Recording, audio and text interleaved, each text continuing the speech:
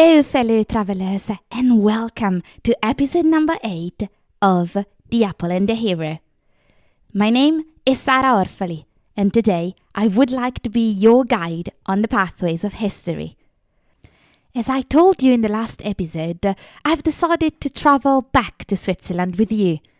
It's been really fun to travel all around Europe and meet the local legends and heroes, and I'll be very excited to start our wandering again in the future. But for a while, I wanted to go back home, so to speak. I wanted to rest in the shade of familiar mountains, wander around known paths, meet heroes and legends who feel more like old friends and family and not only distant characters in a story. A lot of people come to Switzerland for the beautiful nature, which is the pride and joy of the people living here.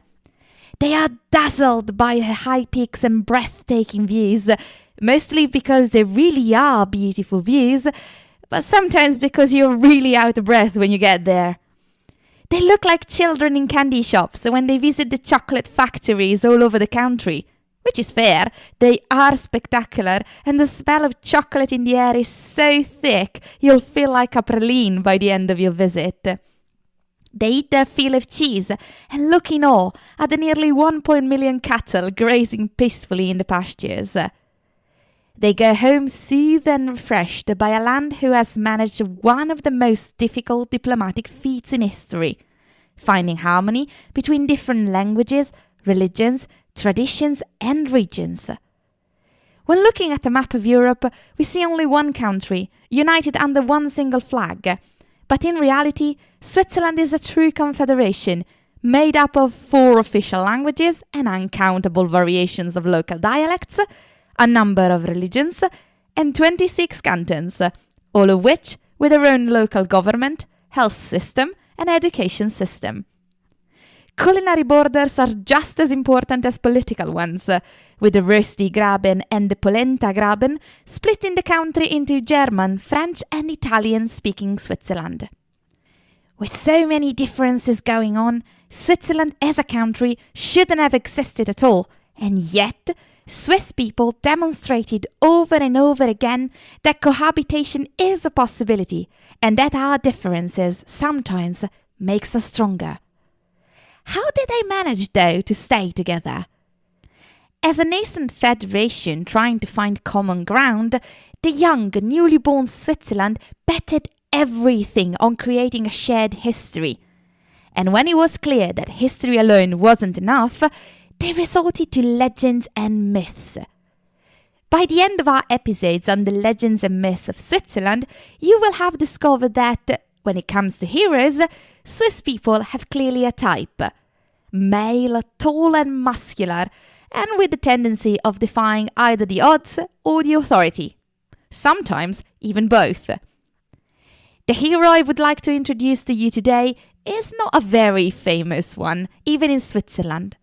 He spent centuries in obscurity, and his fate would have been likely the one of the forgotten if, in the middle of the 19th century, the newly minted modern Swiss Confederation hadn't been looking for heroes for the population to admire.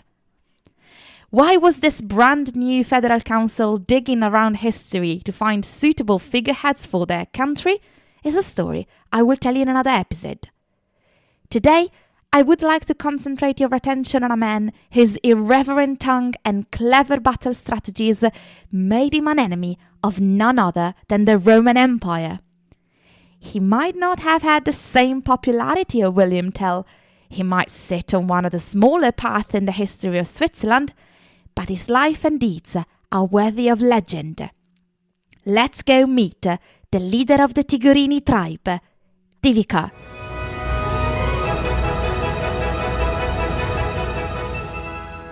In order to properly introduce Divico to you, I need to take you back, way back, at the time of the Cimbrian War, between the year 113 and 101 BC. A war fought between the Germanic and Celtic tribes from the north and the Romans. According to the historians of old, around the year 120 BC, the Cimbri had left their lands in the north of Europe and migrated south due to flooding. This brought them in contact with the Celtic and Germanic tribes of Central Europe, some of which they befriended. One of these tribes the Cimbri befriended were the Helvetii. If you've passed through Switzerland, you might have noticed that most of the cars bear the stamp CH. This is the country code, and if you're trying to figure out exactly where in the word Switzerland you might find a C and an H, let me stop you right now. Those two letters stand for Confederatio Helvetica, or Helvetic Confederation, which is another name for Switzerland, one which derives exactly from the Helvetii, whose land corresponded more or less with modern-day Switzerland. Much like Swiss people today, the Helvetii were divided into 4 pagi, or provinces, one of them being the Tigurini. The Tigurini were considered the most important group of the Helvetii, and they were the one that settled in the area which today corresponds to the canton of Vaud, in what is known as French Switzerland, just over the Lake Geneva. Not a lot is known about the Helvetii as a whole, and the Tigurini in particular.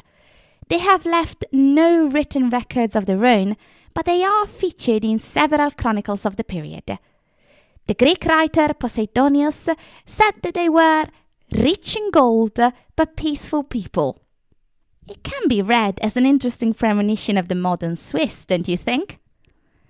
It is unclear when the Helvetii came into Swiss territory and why, but at some point they had colonized the entirety of French and German Switzerland and had divided it into their 4 tribes.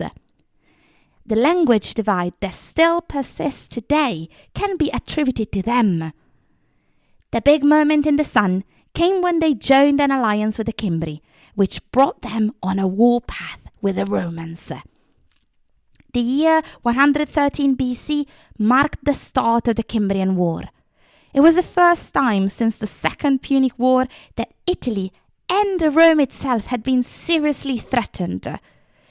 Nowadays we imagine the Romans as this infallible war machine, capable of building bridges in a day and a new encampment every night. At the beginning of the Cimbrian War, though, it seemed as if they had completely lost their superpowers.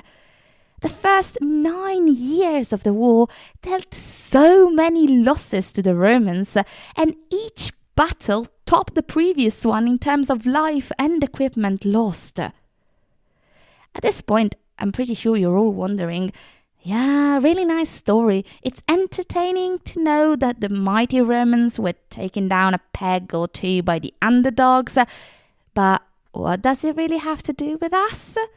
I'm getting there, I promise.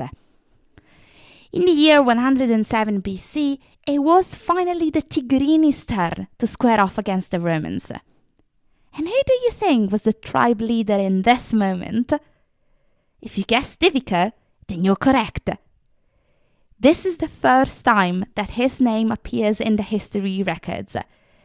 We don't know how old he is, how long has it been since he took power.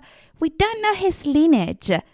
Basically, we don't know anything, except his name and the fact that he was the boss, which is way more than what some other people had. As far as historical debuts go, Divico was extremely lucky. He met the Romans in battle at Burdigala, modern-day Bordeaux in France, and he totaled them.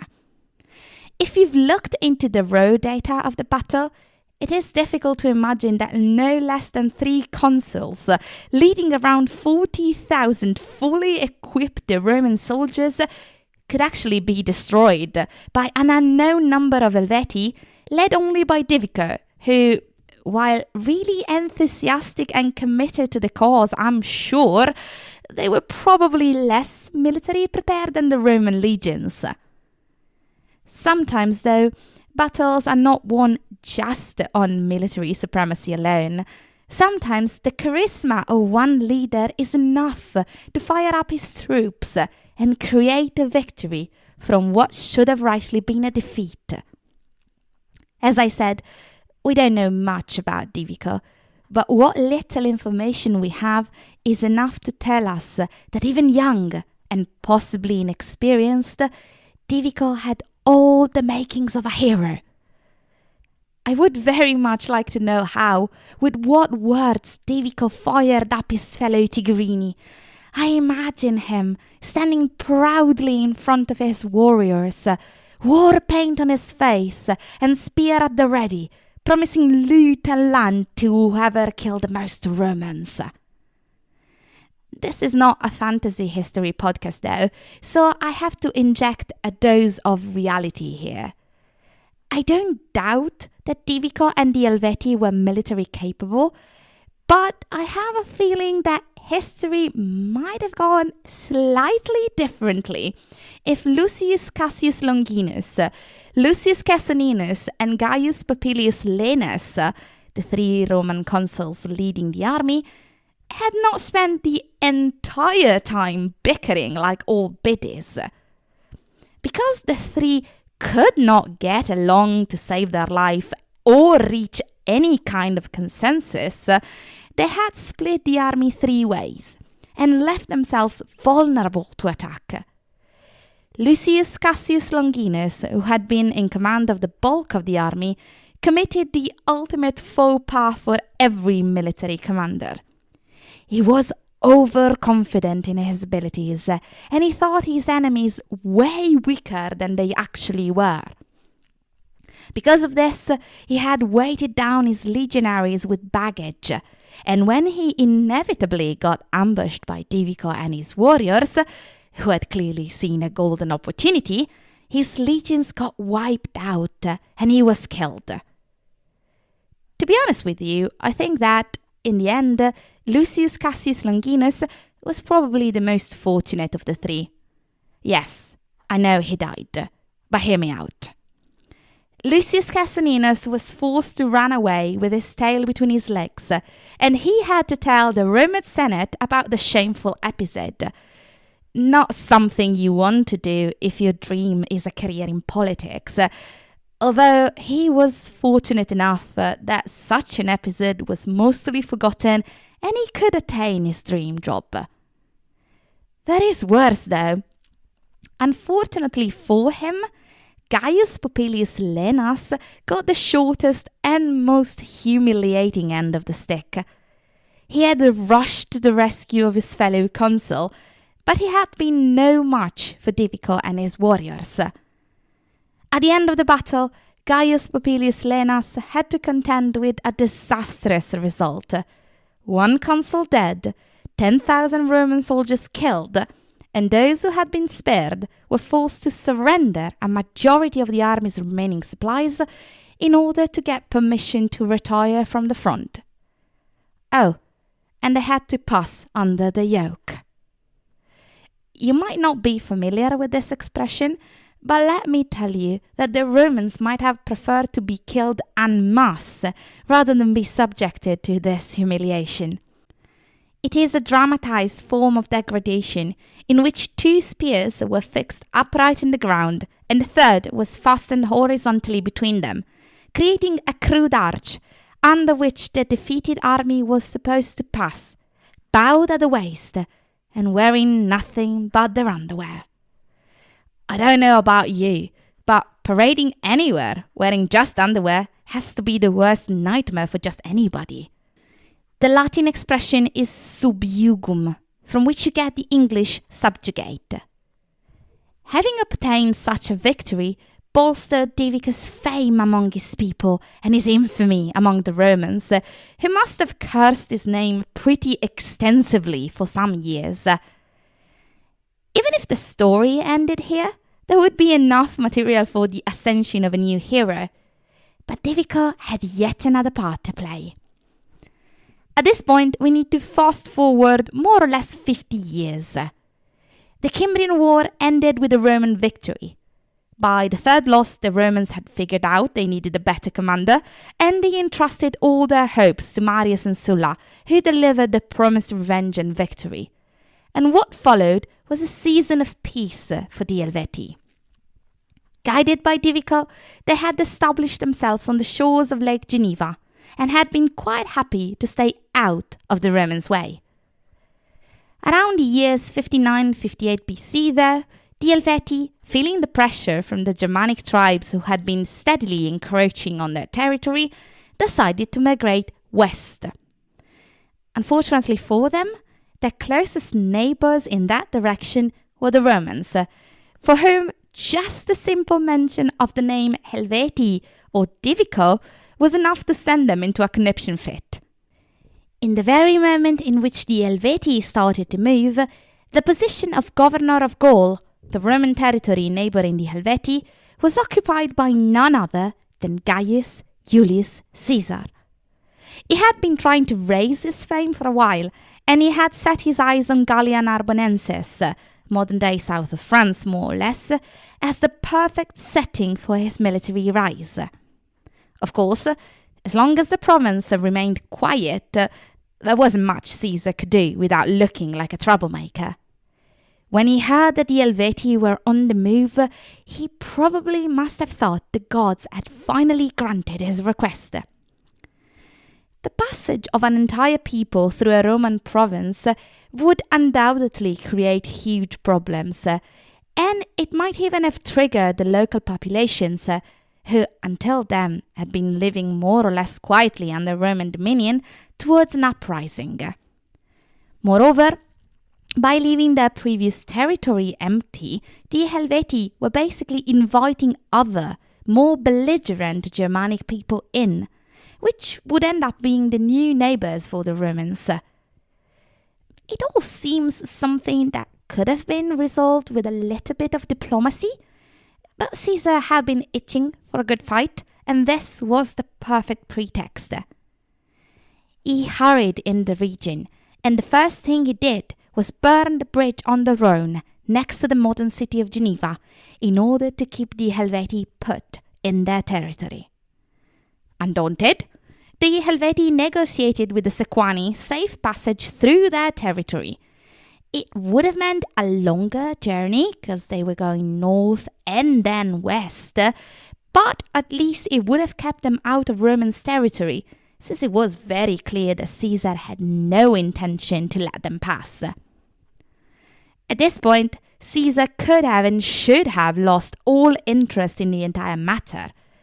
After all, the threat to the Roman province had been resolved, and if the Helvetii decided to go plundering on the new route, it was a problem for the Sequani, not for the Romans. As I already said, though, Caesar was looking for a fight. In his books about the campaigns in Gallia, the Bello Gallico, Caesar donned the mantle of the hero and set out to protect the territory from the big, bad Helvetii. He moved to intercept them, and did so on the river Arar, called today the Saône, more or less near Lyon, on which he built a bridge in a day, or so he says, while the Helvetii had taken almost 20 days to build a less sturdy structure on the same river. While the Helvetii were managing a difficult crossing on a wobbly bridge, Caesar dropped on them, and with Roman's efficiency flattened them. As Caesar tells it, the scared Helvetii immediately sent him a delegation for a much-needed truce. And just who do you think was at the head of the delegation? If you've guessed Divico, 100 points to you. If you didn't, I can sense your doubts about this entire situation, and I will do my very best to dispel them. Or just confirm them, because this story sounds slightly fishy even to me. Back to the fateful meeting then. We are 49 years after the Battle of Burdigala, the greatest triumphs for Divico and Rome's, not so great a shame. They did sink even lower in the Battle of Arausio, just after Burdigala against the Cimbri. Now Caesar, the hero the Romans have chosen, or so he says in what is basically his autobiography, has come face to face with one of the most infamous of Roman scourges, one who had not just shamed a nameless Roman consul, no. He had forced Caesar's father-in-law, Consul Lucius Calpurnius Piso Caesoninus, through the humiliation of defeat. This encounter was deeply personal for Caesar. After all, he had to re-establish the family's honor. If you think this is convenient, you're not the only one. Let's go in order, though. Now we have two titans face to face. On one hand, the young-ish Roman governor, self-appointed defender of Gaul, looking to re-establish proper order by sending the Helvetii back from where they came and avenge Rome's honor. On the other hand, we have an aged warrior, as stern and scornful and unbending now as he could have been half a century before. A respected and beloved chieftain on whose shoulders rested all the hopes of the Helvetii. Sparks had to be metaphorically flying around the two. I can see it really well. We're not quite sure why the Helvetii sent an aged warrior to be their chief envoy, but whatever the reason, Divico was every whit worthy of his mission. At the very least, he could talk, although I feel he might have been slightly less diplomatic than what the situation required. To sum it up, he told the Romans that if they would make peace with the Helvetii, then the Helvetii would be willing to settle anywhere the Romans would dictate. Which is fair enough, right? The problem is what came next. Because at this point, according to the Bello Gallico by Caesar, Divico added that if the Romans persisted in their hostile attitude, they'd better remember the humiliating defeat that the Tigurini had already inflicted on them some 50 years before. Now you see why I'm not quite sure why the Helvetii sent Divico as a peace ambassador. He just had to bait the Romans by reminding them of their shame, right? This would have already been bad enough, and yet Divico went further by insisting on the true valor of the Helvetii, who had always won thanks to their bravery and might, and not through that disgusting subterfuges the Romans used. To top off this increasingly non-diplomatic cake, he ended on the parting shot of beware, lest this very spot where we are now encamped get its name from the calamity that shall befall your army, and transmit the memory of it to your children's children. If the objective had been to avoid being destroyed, I don't think Divico hit the target. I mean, a very nice speech and all, but the great Tigurini leader didn't seem to have realized, amongst other things, that the victory he had pinned on the Helvetii's valor had been the result of nothing but the luck of having fought 3 bickering children rather than 3 military commanders with the best soldiers at their disposal. Now, if the Bello Gallico had been written nowadays, this would have been the moment in which Caesar ordered the Helvetii's destruction. Caesar, though, had wanted to portray himself like a true gentleman, and so he tells us he didn't rise to bait and offer Divico and the Helvetii the conditions upon which they could expect peace. Those conditions involved a complete restitution of damaged properties and the giving of hostages. Apparently, the hostages had been a triggering theme for Divico, because he supposedly said that the Helvetii had learned to receive hostages, never to give them, adding, "You Romans yourself can bear witness to that." After that, without even giving Caesar the courtesy of thinking up a suitable answer, Divico retired, mantle swishing regally behind him.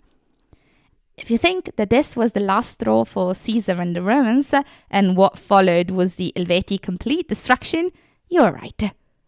What came next is known as the Battle of Bibracte, on the plains near Autun in France. In this occasion, Caesar was able, like in many other occasions, to win against a superior army, at least in numbers. In the end, the Helvetii were forced to surrender. They had to leave hostages and go back from where they came. Caesar himself estimates that only 130,000 people survived of the over 368,000 people the Helvetii had begun with. What happened to Divico, though? Sadly, not much is mentioned of Divico after his dramatic exit from the negotiations. There are no records of his death in the Battle of Bibracte, nor news of his passing due to illness or old age. The sources mention 2 different commanders for the Helvetii, none of them being Divico. Are there possible explanations for this sudden disappearance?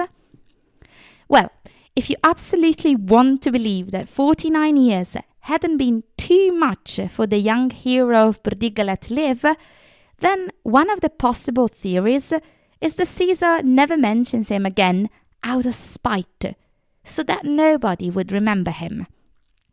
He could have also been a little too old for battle, and thus he might have been used just as an ambassador. Or, if you don't think that a warrior could have lived to see his 60th or 70th birthday, then there is also the possibility that Caesar completely made him up. Meeting the infamous Divico and subsequently destroying his tribe would have given Caesar so much clout, enough to want to fake the story a little bit. However he met his end, though, Divico would forever be remembered as a warlord who could resist the might of Rome, a hero who chose to die free rather than live as a slave of Rome. This grizzled avenger of the Tigurini tribe became the spirit of resistance that has been carried into present-day Switzerland. A tale fit for a hero, right? I would have to agree, although as I was doing my research, I noticed a glaring problem. Why is Divico considered a Swiss hero? I did mention that he and his tribe settled in modern-day Switzerland, true, but none of the battles happened on Swiss soil. Wouldn't it be better to consider him a French hero? Well, France didn't seem quite so keen to add him to its ranks, so the Swiss Federal Council decided to snatch him up for themselves. After all, as I mentioned in the beginning, they were looking for heroes and legends the Swiss could look at with pride. The hero of the Helvetii tribe, from whom modern-day Swiss hail, did more than fit the bill. And what if none of the action had happened on Swiss soil? It was nothing that some creative interpretation of the past couldn't fix.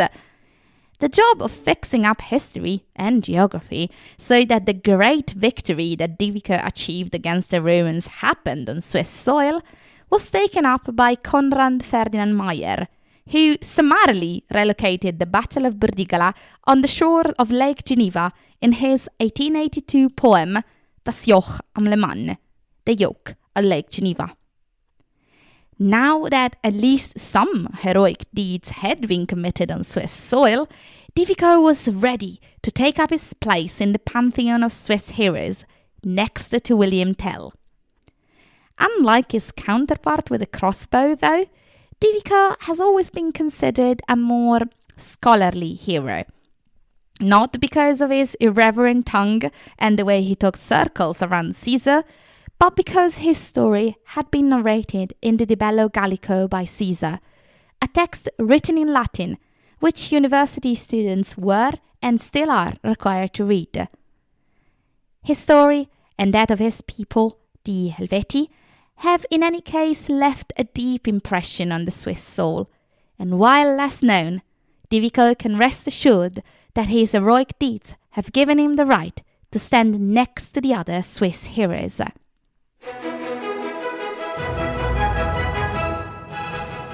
With Divico, popularity is assured, and his story told so that another generation of people can appreciate his strategic wit and his last and diplomatic approach, we come to the end of yet another path.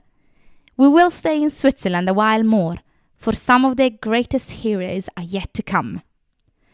Before we go meet those heroes, though, we will need to travel a more historical path in the heart of one of the mightiest empires in all of Europe to see how the tiny mountain community of Uri started up the chain of events which made possible for the three forest cantons to sow the seeds of the Swiss Confederation. As always, all the research and the writing for this episode has been done by me, Sara Orfali, Doctor in History.